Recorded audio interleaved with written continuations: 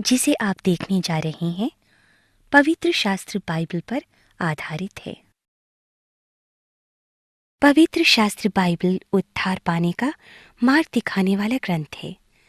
संपूर्ण बाइबल परमेश्वर की प्रेरणा से रचा गया है और हमें सच्चाई सिखाने में, बुराई का खंडन करने में और हमें सुधार कर सच्चाई के मार्ग पर ले जाने में उपयोगी है।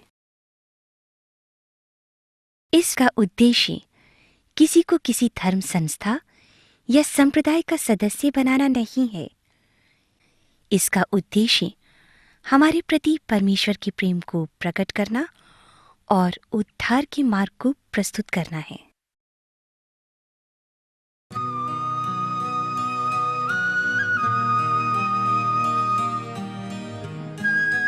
अपनी आंखें उठाकर आकाश की ओर देखो। किसने उसकी रचना की है? वो इन सभी तारों को गिन गिन कर फैलाता और इन सब को नाम से जानता है। क्या तुम नहीं जानते? क्या तुमने नहीं सुना? परमेश्वर अनादि और अनंत है। उसकी बुद्धि एवं शक्ति असीम है। ऐसे परमेश्वर की तुलना भला किससे की जा सकती है? किस मूर्ति से उसकी तुलना करोगे? परमेश्वर कहता है, स्वर्ग मेरा सिंहासन और पृथ्वी मेरे पांवों तले की चौकी है।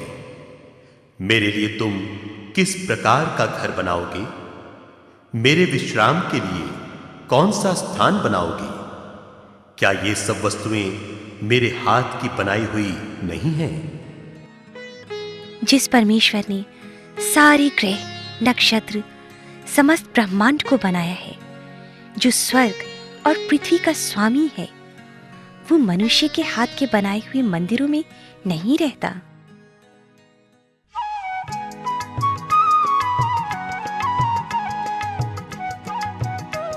उसे किसी चीज की या बात की कमी नहीं कि वो मनुष्यों से अपनी सेवा करवाए।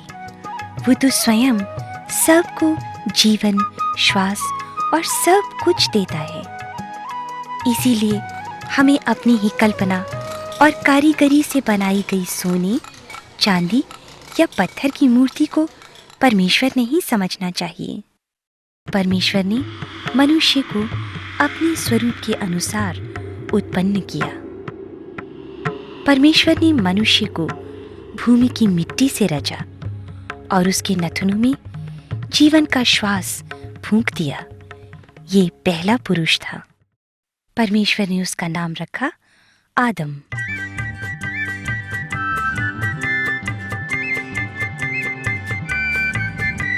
इसी तरह परमेश्वर ने स्त्री को भी बनाया। उसका नाम रखा गया हव्वा।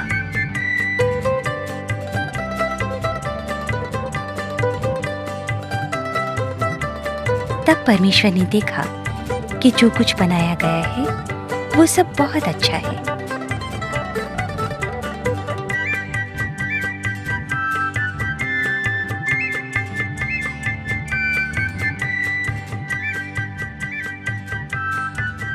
परमेश्वर ने आकाश, पृथ्वी, समुद्र और उनमें विद्यमान सभी वस्तुओं को बनाया। परमेश्वर की कलात्मकता, उसका सामर्थ्य और ज्ञान सृष्टि के कण कण से प्रकट होता है। परमेश्वर की हाथ की कारीगरी कितनी अद्भुत और सुंदर है।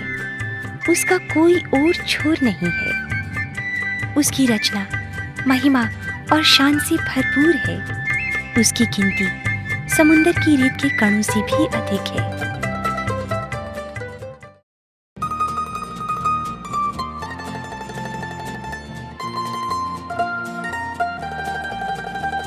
परमेश्वर ने अदन नामक स्थान में एक वाटिका बनाई।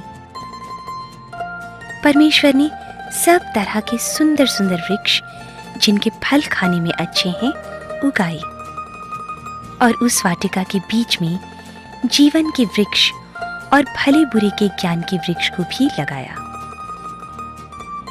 परमेश्वर ने आदम को अदन की वाटिका में उसकी देखभाल के लिए रखा और ये आज्ञा दी, आदम, तू इस वाटिका के सब वृक्षों का फल निडर होकर खा सकता है, लेकिन भले बुरे के ज्ञान का जो वृक्ष है उसका फल तू कभी न खाना, क्योंकि जिस दिन तू उसका फल खाएगा उसी दिन मर जाएगा। परंतु एक दिन शैतान सांप के रूप में हव्वा के पास आया और उसे फुसला कर कहा,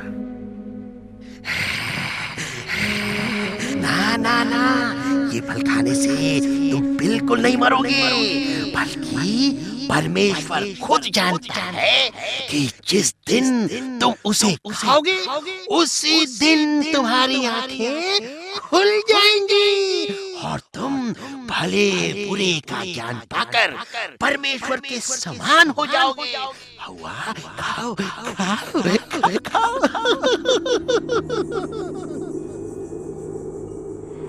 हव्वा ने देखा कि फल देखने में सुंदर है, तो उसे लगा कि खाने में भी अच्छा होगा और बुद्धि देने वाला भी होगा।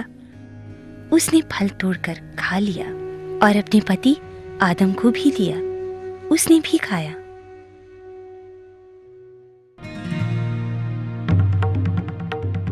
शाम के समय वाटिका में परमेश्वर के आने की आवाज सुनकर आदम और हव्वा वृक्षों में छुप गए। परमेश्वर ने आदम को पुकारा, आदम, आदम, तू कहां है? मैं तेरी आवाज सुनकर डर गया। मैं नंगा था इसलिए छिप गया। तुझे किसने बताया कि तू नंगा है? क्या जिस वृक्ष का फल खाने से मैंने तुझे मना किया था तूने उसी का फल खाया है? जिस स्त्री को तूने मेरी साथी बनाया उसी ने उस वृक्ष का फल मुझे दिया और मैंने खाया। फिर परमेश्वर ने स्त्री से कहा, तेरे बच्चे पैदा करने की पीड़ा बहुत बढ़ जाएगी।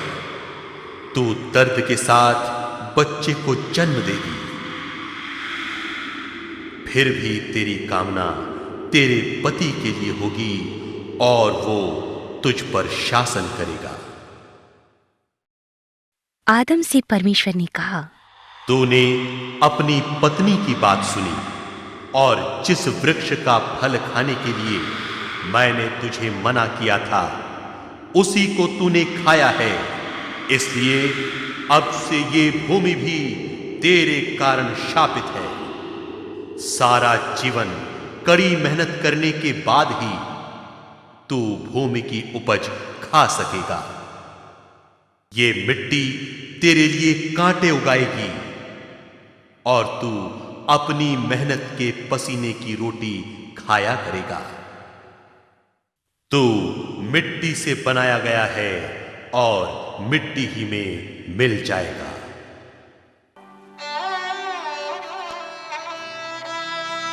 फिर परमेश्वर ने उन्हें अदन की वाटिका से निकाल दिया। इस तरह सृष्टि के पहले पुरुष और स्त्री यानी कि आदम और हव्वा द्वारा परमेश्वर की आज्ञा तोड़ने के पाप के कारण संसार में पाप का प्रवेश हुआ और इस तरह सब मनुष्य पापी हो गए। पाप से ही मृत्यु आई। इस तरह एक ना एक दिन सभी को मरना ही है। परंतु परमेश्वर अपने बनाए हुए मनुष्य से प्रेम करता है और उसने मनुष्यों को उनकी पापी दशा से उद्धार देने के लिए एक योजना बनाई।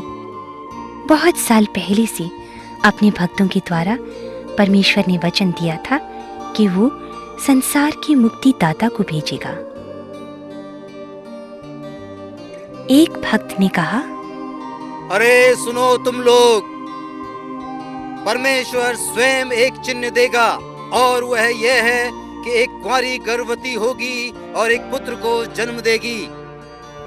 परमेश्वर के इकलौते पुत्र यीशु मसीह ने आज से लगभग 2000 साल पहले इस्राएल देश के बैतलहम गांव में जन्म लिया।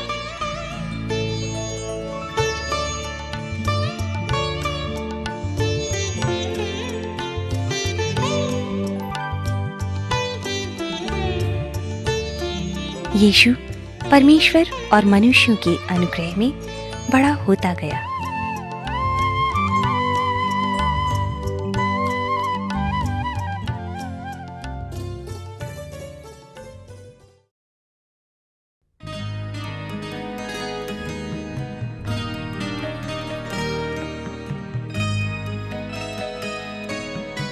जब यीशु लगभग 30 साल का हुआ, तब वो इस्राएल के शहरों और गांवों में प्रचार करने लगा। उसने कहा, अपने अपने पापों पर पश्चाताप करो और परमेश्वर के वचन पर विश्वास करो, क्योंकि परमेश्वर का राज्य जल्द ही आ रहा है। जहां कहीं वो जाता, भीड़ की भीड़ उसकी बातें सुनने के लिए इकट्ठी हो जाती। परमेश्वर ने संसार से ऐसा प्रेम किया कि उसने अपने इकलौते पुत्र यीशु मसीह को दे दिया, ताकि जो कोई उस पर विश्वास करे वो नाश ना हो, परंतु अनंत जीवन पाए। परमेश्वर ने अपने पुत्र यीशु मसीह को पापियों का नाश करने नहीं, बल्कि पापियों को बचाने के लिए भेजा। इसलिए जो उस पर विश्वास नहीं करता वो दोषी ठहर चुका, क्योंकि उसने परमेश्वर के इकलौते पुत्र यीशु के नाम पर विश्वास नहीं किया। और दंड की आज्ञा का कारण ये है कि ज्योति संसार में आई है, किंतु मनुष्यों ने ज्योति से अंधेरा अधिक पसंद किया, क्योंकि उनके काम बुरे थे। जो बुरे काम करता है वो ज्योति से घृणा करता है, वो ज्योति के निकट नहीं आता, ऐसा ना हो कि उसके बुरे काम पता चल जाएं और वो दोषी ठहरे। परंतु जो मनुष्य सच्चाई पर चलता है वो ज्योति के निकट आता है, जिससे उसके काम प्रकट हों और परमेश्वर की महिमा हो। एक दिन यीशु अपने चेलों के साथ यरीहो शहर से निकलकर जा रहा था। उसी सड़क के किनारे बर्तिमाई नाम का एक अंधा बैठा हुआ भीख मांग रहा था। उसने जब सुना कि यीशु नासरी है, तो वो पुकार कर कहने लगा, यीशु, रुकिए प्रभु, रुकिए उसे प्रभु। बुलाओ। यीशु, रुके, यीशु, यीशु, यीशु मुझ पर दया कर, दया कर। बोलो, तुम क्या चाहते हो? मैं तुम्हारे लिए क्या करूं? प्रभु, मैं देखना चाहता हूँ। देखने लगो, तुम्हारे विश्वास ने तुम्हें चंगा कर दिया है। हाँ, मैं देख सकता हूँ प्रभु, मैं देख सकता हूँ, मैं देख सकता हूँ, मैं देख सकता हूँ प्रभु, प्रभु मैं देख सकता हूँ। वो देखने लगा और उसके पीछे चलने वालों में शामिल हो गया।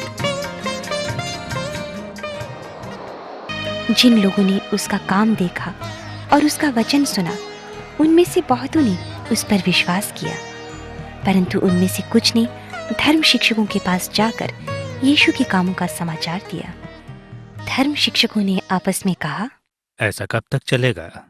यह आदमी तो बहुत से अद्भुत काम दिखाता है। यदि हम उसे यूं ही छोड़ दें तो सब उस पर विश्वास ले आएंगे। उन्होंने यीशु को मार डालने के लिए षड्यंत्र रचा और लोगों के डर से उसे एकांत में गिरफ्तार करने का मौका ढूंढने लगे। एक रात जब यीशु और उसके चेले किद्रोन घाटी के पार गतसमनी वाटिका में थे, धर्मशास्त्री और पुजारी कुछ सैनिकों को लेकर उस वाटिका में आ पहुंचे। वे मशालों और हथियारों से लैस थे।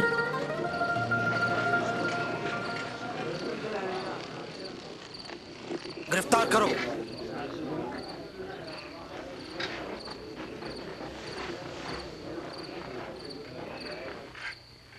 वे यीशु को काइफा नामक महापुरोहित के पास ले गए।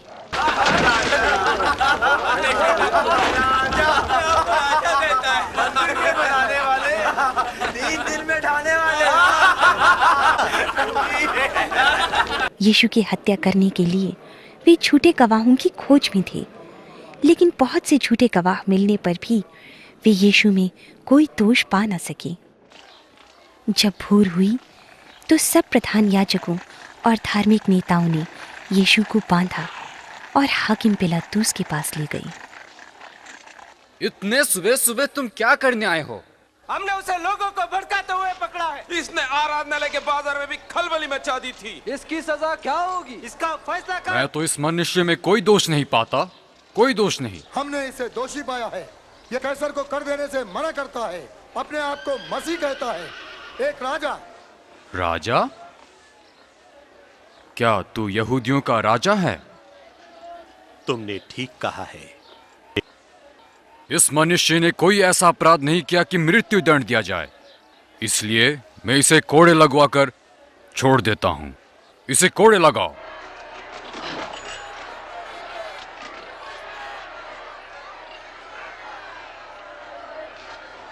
धार्मिक नेताओं ने जनता को उकसाया कि वे यीशु की मृत्यु की मांग करें और जनता जोर जोर से चिल्लाने लगी।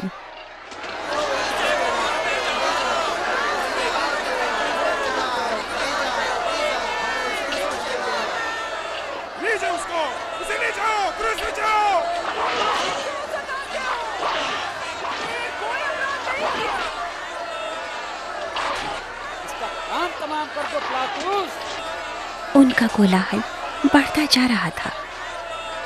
पिलातुस डर गया और भीड़ को प्रसन्न करने की इच्छा से उसने यीशु को क्रूस पर चढ़ाने के लिए सौंप दिया।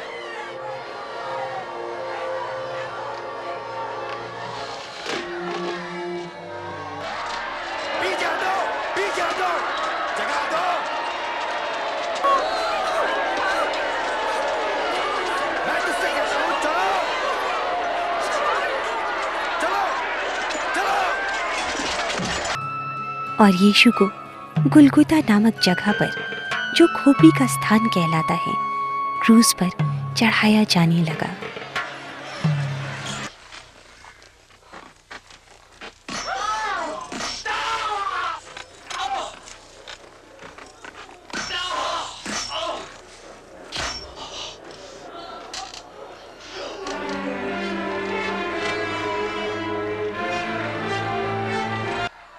यीशु ने प्रार्थना करके कहा,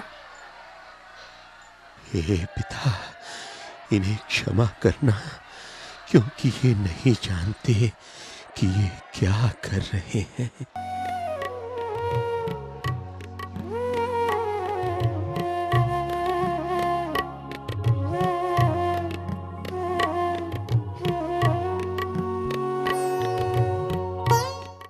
तीसरे पहर तक उस सारे देश में अंधेरा छाया रहा।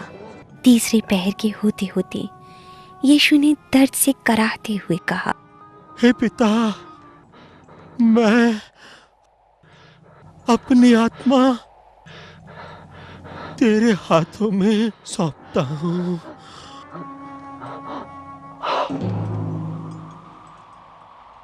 इतना कहकर उसने अपने प्राण त्याग दिए। अरमितिया का निवासी यूसुफ एक धर्मी मनुष्य था और इस हत्याकांड का विरोधी था। उसने पिलातुस से यीशु की लाश मांगी ताकि उसे शब्द की संध्या से पहले ही कब्र में रख सके। यीशु की लाश क्रूस से उतारकर मलमल के कपड़े में लपेटकर एक पत्थर को काटकर बनाई गई कब्र में रखी गई और कब्र के द्वार पर एक भारी पत्थर लुढ़काकर कब्र को बंद कर दिया गया। यीशु को कब्र में रखने के तीसरे दिन की भोर को कुछ स्त्रियां सुगंधित वस्तुएं लेकर यीशु की कब्र पर गईं, ताकि उस देश की रीति रिवाज के अनुसार यीशु की लाश पर उन्हें लगा सकें।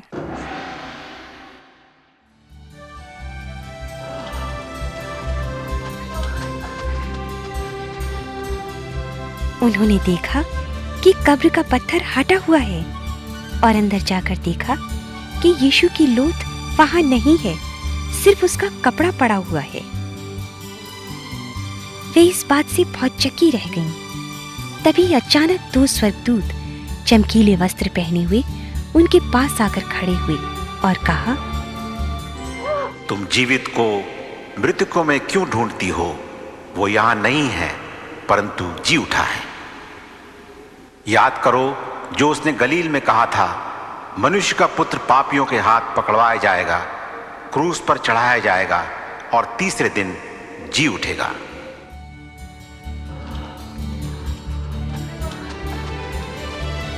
स्त्रियां डर तो गईं, फिर भी बड़ी आनंद के साथ यीशु के चेलों को ये समाचार देने के लिए दौड़ी गईं। सुनो सुनो, वहाँ कब्र का पत्थर हटा हुआ था और जब हमने कब्र में प्रवेश किया तो हमारे प्रभु की लोथ वहाँ नहीं थी। लोथ नहीं थी? और दो मनुष्य सूर्य के समान जगमगाते स्वर्गदूत हम पर प्रकट हुए और हमसे कहा, तुम जीवते को मरे हुओं में क्यों ढूंढते हो? हमारे प्रभु की लोथ वहाँ नहीं है। हमारा विश्वास करो, विश्वास करो। क्या ऐसा हो सकता है?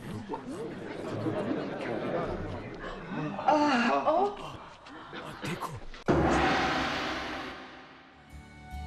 तुम्हें शांति मिले।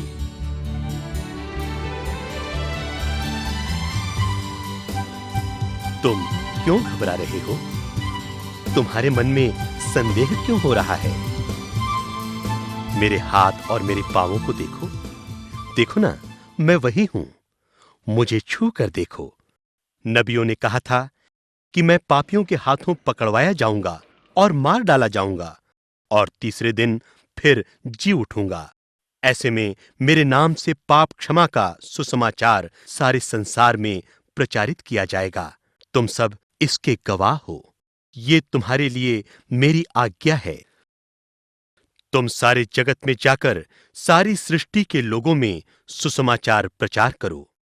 जो विश्वास करेगा और बपतिस्मा लेगा उसी का उद्धार होगा, परंतु जो विश्वास नहीं करेगा उस पर उसके पापों के कारण अनंत काल के दंड की आज्ञा परमेश्वर की ओर से होगी।